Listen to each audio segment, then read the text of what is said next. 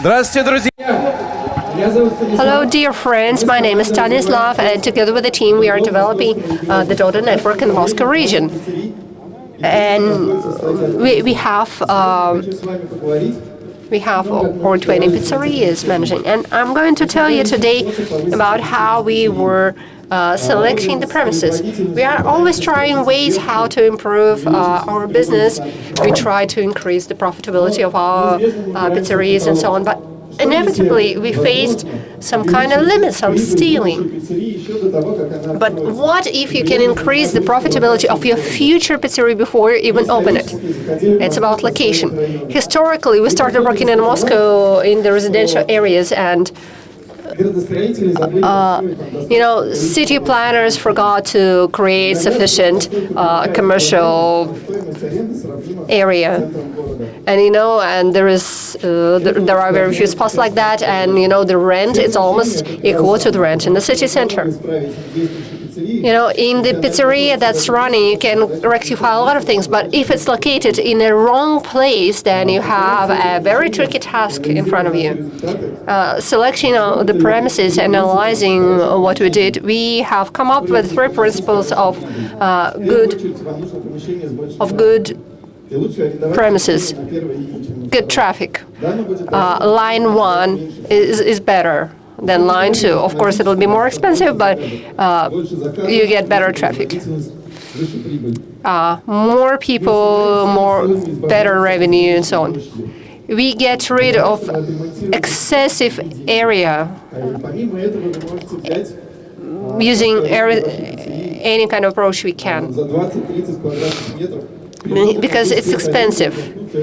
You multiply the cost 1 square meter by several years of rent. Also, kitchen should be small and efficient for our employees, not having to run around, getting lost around the corners.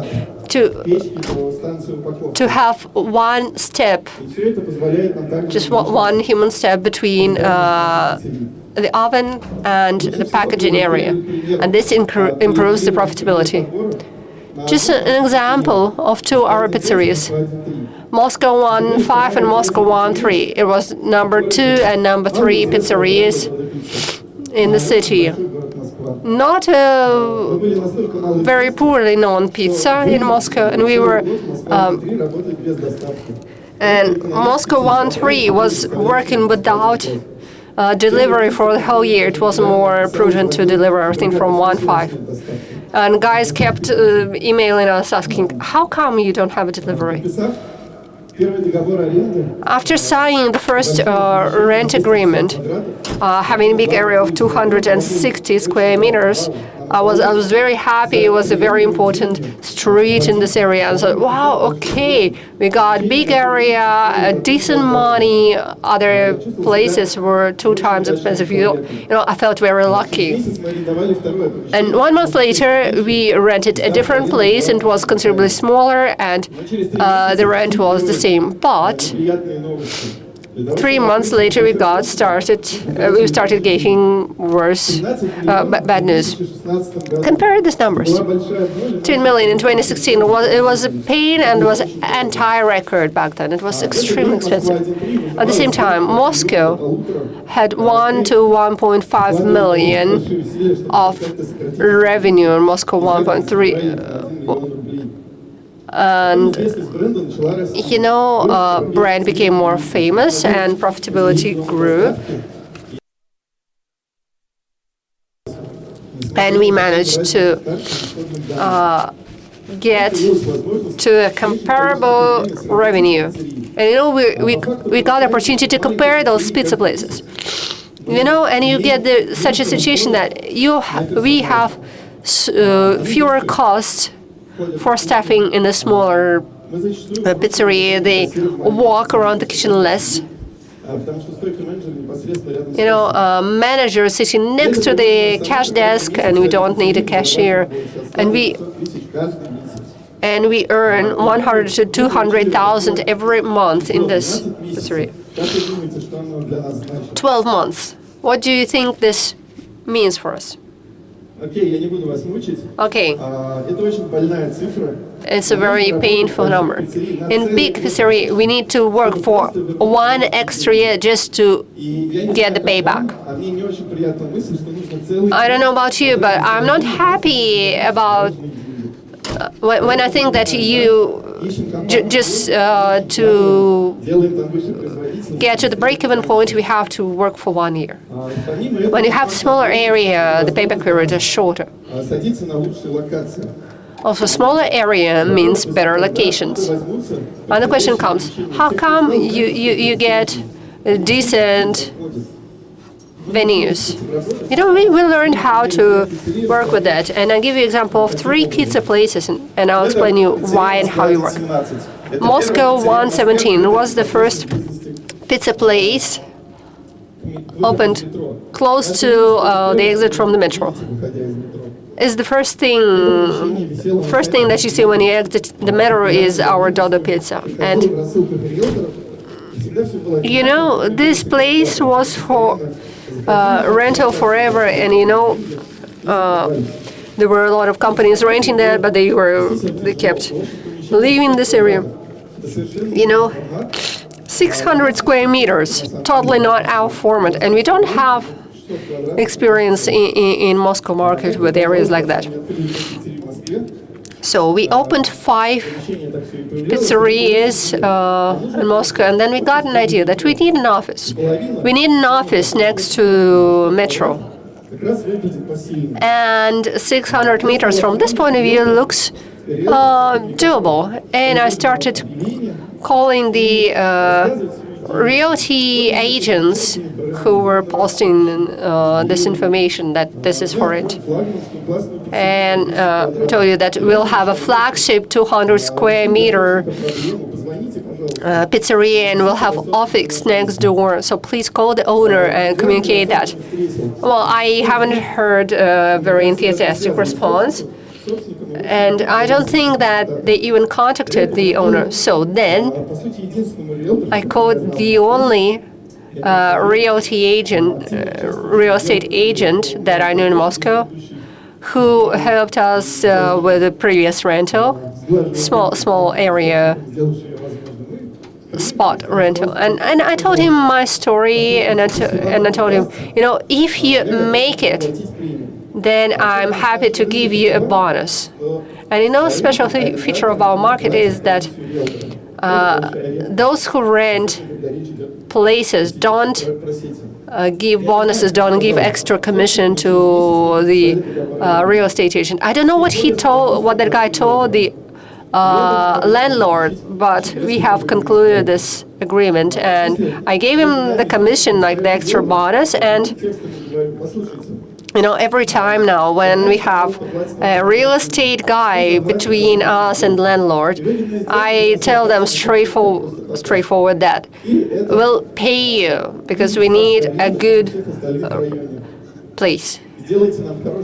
So give us the venue that we need, and we'll pay you. So what happened with that spot?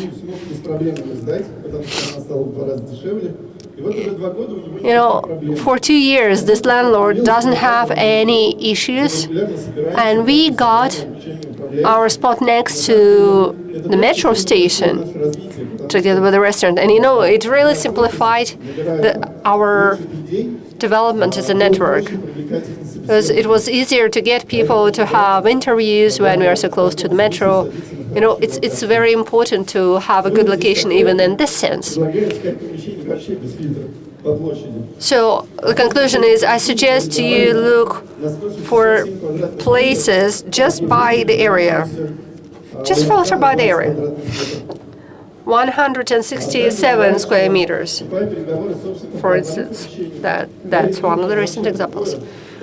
Sometimes it happens that you start negotiations with the landlord and you end up getting a venue that was not even there for rent. It's like next door or on the nearby street.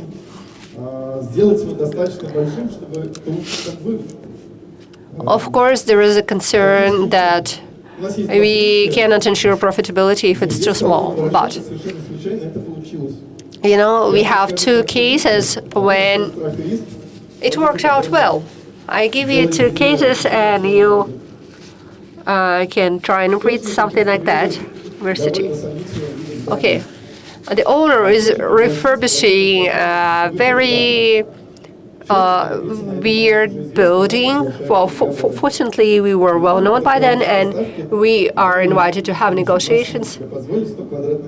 And realized that we can afford only 100 square meters with a small facade. And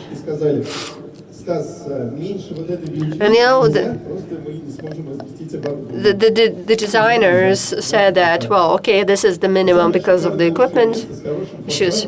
And the best spot with good show glass was to belong to KFC Auto. And I was suggested waiting for KFC's decision, and we were waiting for 1 week, for 2 weeks. Then I suggested speeding up the negotiations. So I asked who you are negotiating with, and transpired there's a franchisee, and I knew that franchisee. And you know what transpired? KFC was not even aware that they are considering this venue. So as a result, we got the best location in this spot. But the owner, the landlord said that, in the corner we have a boiler room and we are refurbishing it and we don't know what will get in the end. So we started working on the contract, and then we get a layout. You need to take measurements, you need to construct the walls. So the area instead of 100 was 112 square meters. And we started negotiations with 100 square meters at a high. It was quite expensive, not a very good spot. But then we got a nearby spot that was increased even after the negotiations, and we got 122 meters at the same price. And we are always working on facade ourselves. So they used KFC Auto spot, and they have created the biggest dotted terrace that we'll plan to open soon. So it's a very lovely pizzeria that we got, and please applaud to our designers. For them, I'm really grateful that they're able to come up with such great design. So I really suggest to you negotiating as much as possible. You never know where you'll end up. What you'll end up with. And all these changes within, even within the venue itself. It can happen during negotiations. Has anyone attended this kind of negotiation? You receive a 50-page contract, huge penalties. You're reading and you're thinking, I want to leave. But there is some inertia and you carry on with negotiations. And during the last negotiation, we started with very bad commercial conditions. We were decreasing the venue area. We were increasing the rental period, and we were working on indexation, just to make sure that we don't lose all the revenue growth to a landlord. It was a tough negotiation, and I invited legal guy, and he was communicating things that here we cannot concede, and there was company's position, etc., etc. And I was acting a good guy who was saying okay, but I was saying okay, and I was working on concessions where we could. And once, this legal guy couldn't attend, and I decided to go there on my own. And this, I think, was the worst meeting in my life. Because I was a good guy and a bad guy at the same time. So that's why our negotiation ended badly there, and I left this meeting and I called the legal guy and I told him, maybe we wasted 2 months, but I understood something. That during all the negotiations, you were taking all the blows and all the negative things were associated with you. And I was a cool guy and was getting the advantages that we needed. And I understood that then that all the rental negotiations were going on according to the scheme. Sometimes I had a legal guy with me, sometimes somebody else, or even a management company. You understand, it's our network conditions. We cannot do anything about it. And yeah, by the way, back to the story. But fortunately, it ended well. And in the end, the landlord sent the final agreement, and they have even increased the discount period from 2 to 3 months. So, thank you very much for your attention, and have good revenues in your pizzerias.